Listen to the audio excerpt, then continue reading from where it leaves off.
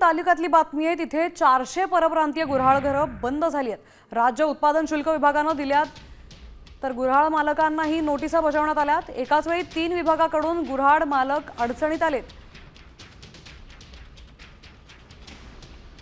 आपले प्रतिनिधी सागर आव्हाड आपल्या सोबत आहेत। सागर, आता दौंड तालुक्यातील 400 परप्रांतीय गुऱ्हाळघरं बंद झाली आहेत, काय अपडेट्स आहेत या संदर्भातले?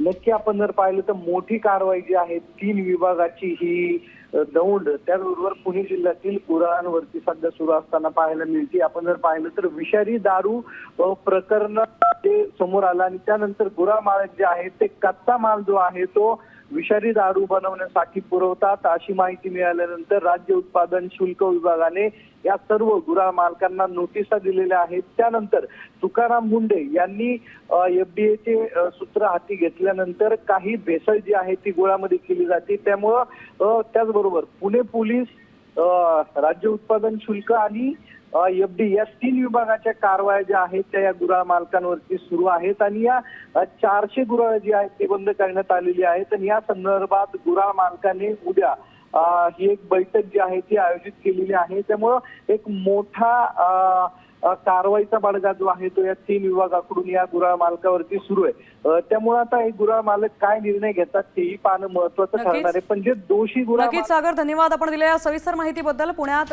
विषारी दारूमुळे खूप लोकांचे मृत्यू झाले होते आणि त्याच पार्श्वभूमीवर ही मोठी कारवाई करण्यात आली आहे।